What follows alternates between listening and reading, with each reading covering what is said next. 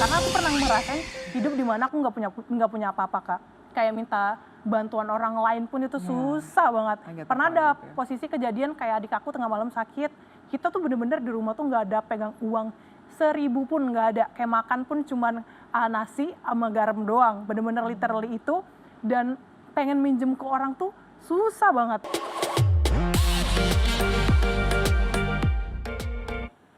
Hi Insertizen, how are you and welcome back on iTalk only on www.insertlife.com. When someone's story is a history and always with me Maria Christy. Hari ini Christy akan berbincang dengan seorang wanita di usia yang sangat belia, masih masuk ke early 20s, tapi mahkota dan juga sejarahnya sudah cukup banyak.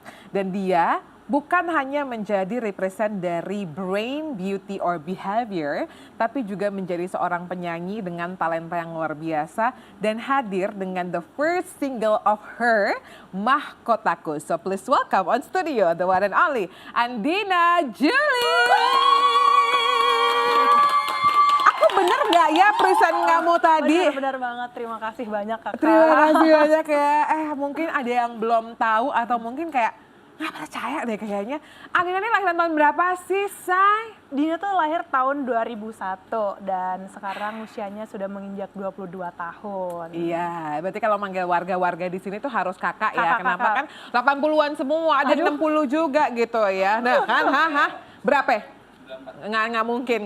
Kalau gue beneran 95, jadi memang beda 6 tahun nggak masalah panggil kakak aja ya.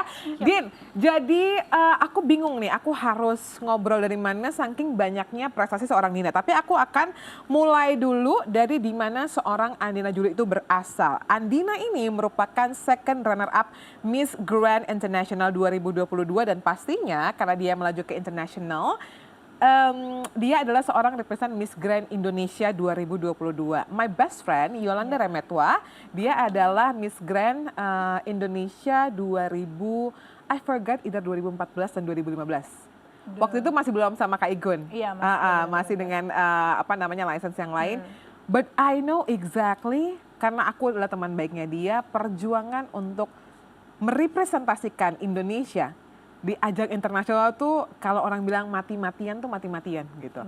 Nah sekarang aku pengen lihat dulu dong waktu kamu boleh throwback ke masa persiapan kamu dari seorang putri kebanggaan dari Sumatera Selatan, lalu mungkin dari Sumatera Selatan dulu fight di Indonesia dulu sampai akhirnya bisa masuk ke internasional. Satu kata yang mendefinisikan perjuanganmu adalah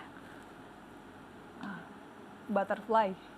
Oh ya? I see. Why? Yes. Karena perubahan mungkin dari seorang Andina Yulianti, nama aku dulu namanya Andina Yulianti, dari Andina yang tinggal di kampung. Dulu tuh sebenarnya Kak, kalau mau dibilang aku tuh nggak ada expect banget aku bisa masuk dan terjun ke dunia entertainment, terjun ke dunia beauty pageant. Karena apa ya Kak, dari dulu emang basicnya aku tidak ada di beauty pageant.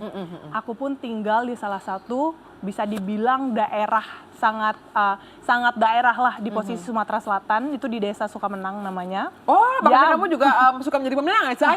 Karena berasal dari desa Sukamenang, Say. Jangan sedih, lanjut. Makanya kata orang tuh nama adalah doa kali ya. Jadi dari situ sebenarnya tidak ada basic dan maksudnya akses untuk join beauty pageant pun tidak ada sama sekali. Jadi pada saat itu aku mencoba peruntungan di dunia nyanyi dulu, terus kayak awalnya emang dari nyanyi, terus dari panggung ke panggung, ikut freelance nyanyi. Barulah pada saat itu aku tamat SMA memberanikan diri untuk pindah ke kota Palembang, menjadi seorang model di Palembang.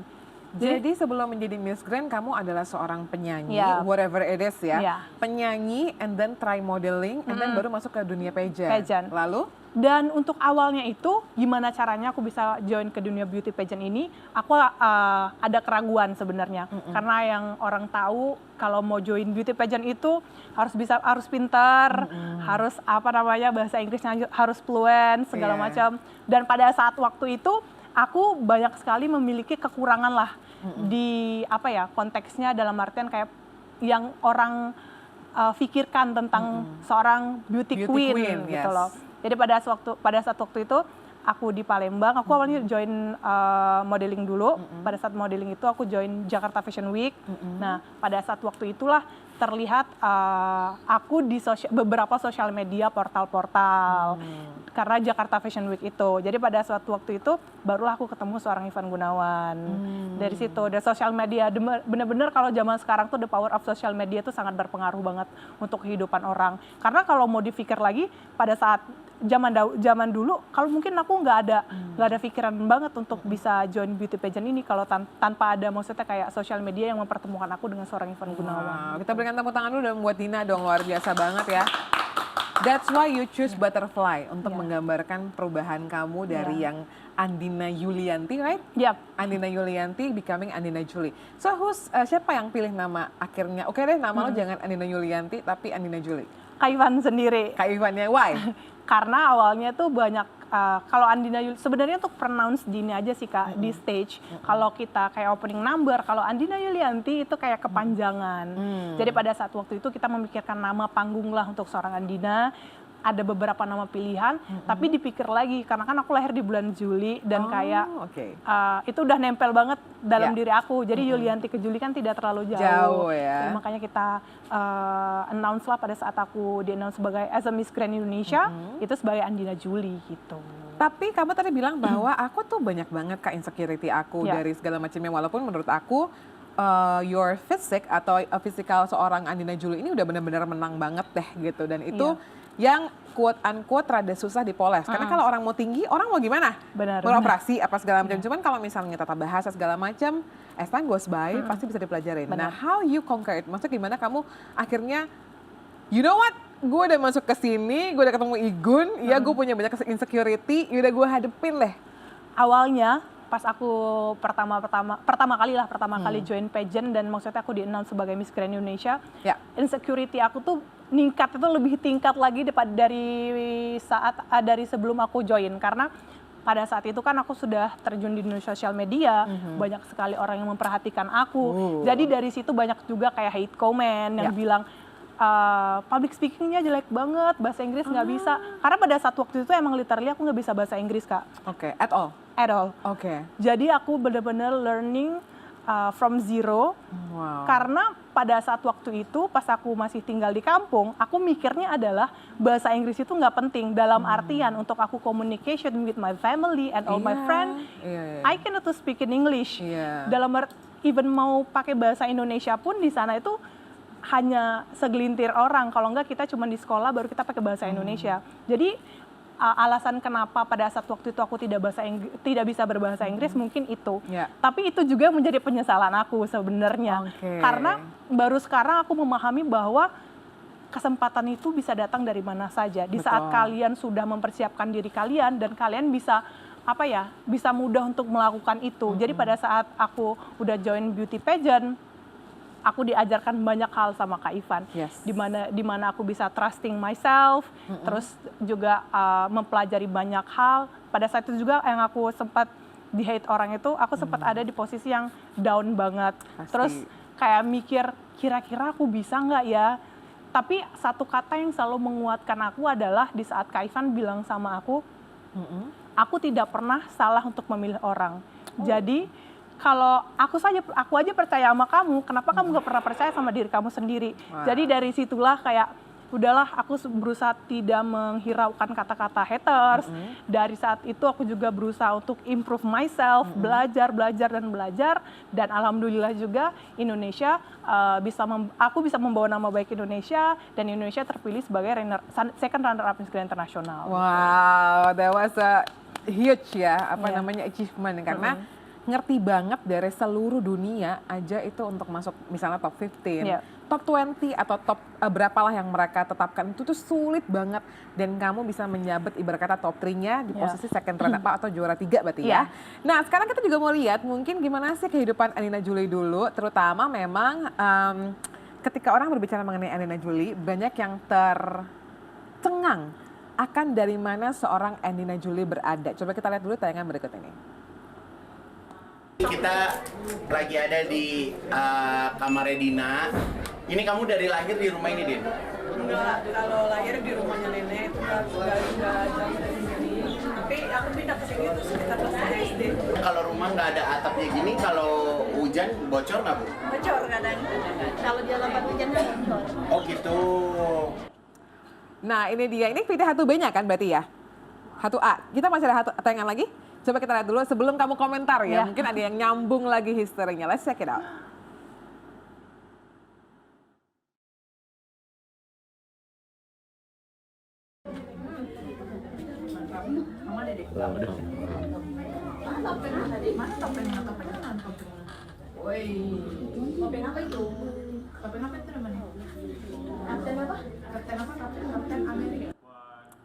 Tepuk tangan dulu dong buat seorang Andina. Ceritain dong, kamu mau cerita.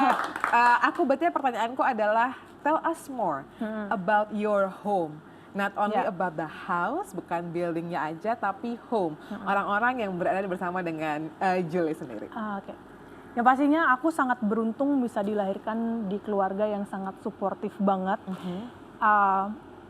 Apa ya, mungkin banyak juga hal-hal yang tidak didapatkan anak-anak yang seusiaku, yang sama tempat lahirnya, sama tempat bermainnya dengan apa yang aku dapatkan. Dalam artian adalah orang tuaku itu sangat memperhatikan anak-anaknya. Dia walaupun mereka tidak, mungkin bisa dibilang education-nya itu kurang dibanding orang-orang yang di kota gitu. Tapi dia bisa menarafkan pola pikirnya itu sama seperti orang-orang yang ada di sini. Di saat aku minta izin untuk join beauty pageant, aku mau nyanyi, aku mau ikut modeling, mereka itu bener-bener yang kayak welcome banget Kak. Yang kayak, terserah kamu mau ngelakuin apapun, asal itu positif, asal itu bisa membuat diri kamu improve, kamu bisa menjadi lebih baik lagi ke depannya, go ahead. Mereka nggak pernah sama sekali ngelarang-ngelarang aku. Dan sampai detik ini pun kayak, kenapa alasan aku terus berjuang di sini, itu adalah keluarga aku yang pastinya. Aku yang pengen menjadikan kayak apa ya, walaupun orang tua aku tidak memiliki pendidikan yang tinggi, tapi mereka berhasil mendidik anaknya untuk lebih baik lagi ke depannya. Mama kerjanya apa Dan kalau boleh tahu? Petani karet. Petani karet Iya. ya. Kamu adalah anak keberapa dari berapa saudara? Aku anak kedua dari 3 bersaudara. Anak tengah Iya, ya. anak tengah. Dan kakak, adik sekarang posisinya ngapain? Kalau kakakku, dia ada kerja di Palembang, tapi sekarang lagi ikut aku. Jadi kemana aku pergi, dia juga ngikutin. Ada sekarang lagi di luar. Terus ada adik aku yang umurnya sekarang masih 4 tahun. Kamu umur berapa? 2. Berarti bedanya 18 tahun 18 ya? tahun ya. Wah lumayan jauh dong. Kakak kamu cowok apa adik kamu cowok? Kakak dua-duanya cowok, aku anak tengah sendiri. Oh, Dan cewek sendiri. So menurut lo gimana Din? Menjadi anak tengah perempuan yang benar-benar kakak adiknya tuh cowok gitu ya. Dari keluarga yang mungkin tinggal di desa yang indah gitu. Terus sekarang jadi beauty queen. Ini gue mau lihat dari point of view anak tengah nih. Iya. Apakah mungkin kayak agak-agak sering diceng-cengin gitu sama kakak-kakak cie jadi beauty queen gitu. Atau mungkin kayak Kak teman-temanku loh Kak, adik lo gitu kayak histeris gitu karena kakaknya adalah seorang Miss Grand International gitu kan. Kalau untuk saudara sebenarnya kebetulan aku sama abangku tuh kayak misalkan ngobrol tuh yang bener-bener yang serius-serius aja. Oh iya? Iya, kayak misalkan lagi mau... Sorry, kamu sama kakakmu, abangmu beda berapa tahun? 3 tahun. Oh deket ya? Nggak Deket jauh kayak sebenarnya. adik lo ya? Enggak, Oke, jauh. lanjut. Terus kalau dia sih nggak pernah ngeceng-ngecengin ya, tapi misalkan nih let's say, kalau akunya misalkan aku ada latihan atau segala macem, terus aku tuh sering minta pendapatnya dia. Lebih ke situ aja sih Kak, kalau untuk ngeceng-ngecenginnya sih enggak gitu. Oh, oke. Adik lo? Kalau adik, dia tuh karena masih kecil kali ya, jadi apa yang dilakuin kakaknya tuh ditiru sama dia. Maksudnya? Pernah aku kan, mereka tuh, aku kan ikoniknya sama opening number dulu pas di Miss Grand International. Dia ikut-ikutan opening number, video-videoin. Terus pas nasional kostum, aku pakai reok Ponorogo kebetulan kemarin. Terus dia bener-bener minta beliin reok-reokan itu. Aku mau kayak Cece katanya gitu. Oh panggilnya Cece? Kalau Palembang ya Cece. Oh iya, nice. Berarti sekarang orang tua di Palembang semua ya? Oh iya. Oke. Tapi menurut lo apa yang value dari orang tua lo yang lo pegang yang memang sekarang ini sangat bermanfaat ketika gini, kehidupan seseorang berubah. Sudah mendapatkan tahta, pastinya harta juga bertambah gitu. Dan lo merasa, duh untung banget ya orang tua gue tuh pegangin value ini dari dulu sebelum gue tahu bahwa gue akan seterkenal sekarang. Kalau orang tua aku tuh selalu bilang sama aku selalu rendah hati, tetap rendah hati yang pastinya. Terus jangan pernah lupakan apa yang pernah kamu jalanin kemarin, karena itu juga menjadi bagian proses juga dari hidup seorang Andina. Jadi aku bisa menakarkan bahwa diri aku ternyata aku sudah berproses sejauh ini. Yes. Dan jangan pernah lupakan kalau kamu dulu pernah hidup susah. Jadi itu juga yang menjadi motivasi aku untuk bisa membantu orang lain juga gitu. Jadi kayak apa ya, kalau orang tua aku tuh selalu menekankan bahwa kita itu hidup di dunia tuh nggak sendirian, saling tolong menolong, saling bantu membantu itu penting gitu. Karena aku pernah ngerasain hidup di mana aku nggak punya apa-apa Kak, kayak minta bantuan orang lain pun itu susah banget. Pernah ada posisi kejadian kayak adik aku tengah malam sakit, kita tuh bener-bener di rumah tuh nggak ada pegang uang 1.000 pun nggak ada, kayak makan pun cuman nasi sama garam doang, bener-bener literally itu, dan pengen minjem ke orang tuh susah banget. Jadi itu juga yang menjadikan aku bahwa di titik sekarang jangan pernah lupa kamu pernah susah. Jadi kalau emang ada orang mau minta bantu segala macam, itu adalah kayak apa ya, keharusan juga buat kamu. Karena kita nggak pernah tahu doa orang untuk diri kamu tuh seperti apa gitu. Tapi ini mah tiba-tiba terbersit aja nih ya, mungkin terkesan konyol gitu ya. Berarti sekarang banyak yang minjem duit sama lo? Enggak juga sih. Oh enggak juga. Enggak juga. Ya. Terus kalau Tapi misalnya ada tidak- saudara yang kayak lagi butuh gitu segala macam, atau jangan saudara deh, kalau saudara kan masih ada hubungan darah, kenalan gitu deh. Terus terus dia nggak balikin atau lupa balikin atau belum balikin gitulah, gampang lah ya gitu ya. Gimana tuh? Kalau aku sih membantu orang semampunya aku, karena di saat kamu sudah memutuskan kamu minjamin ke orang, berarti kamu sudah siap untuk kehilangan uang itu. Oh iya. Misalnya berarti kalau misalnya orang butuh misalnya 10 juta, Iya. lo ikhlasnya cuma 1 juta gitu. Ya dan udah itu kasih kita 1 juta aja. Oh. Jadi kita nggak pernah terbeban untuk minta balikin sama mereka. Gitu. Tetap ya, sebuah prinsip. Jadi ini loh maksudnya kayak walaupun kita juga pernah merasakan susah, tapi tetap ada wisdom, ada kebijaksanaan. Kalau lo memang belum siap kehilangan 10 juta, ya udah lo kasih aja 1 juta dulu Iya. gitu ya. Tapi is there something yang lo hari ini pengen sampaikan buat nyokap bokap lo? Karena gue yakin papa mama di Palembang juga pasti nonton. Oke, yang pastinya Inspiration is gimana? nice. Oke. Oke, aku mau ngucapin terima kasih banyak untuk ayah dan ibu. Terima kasih sudah mendidik aku sedemikian rupa, sudah menjadikan aku bisa di posisi ini. Terima kasih atas doa kalian, kerja keras kalian, dan semoga aku bisa menjaga nama baik kalian Ya. dan menjadikan keluarga kita lebih baik lagi ke depannya. Amin ya. Nah,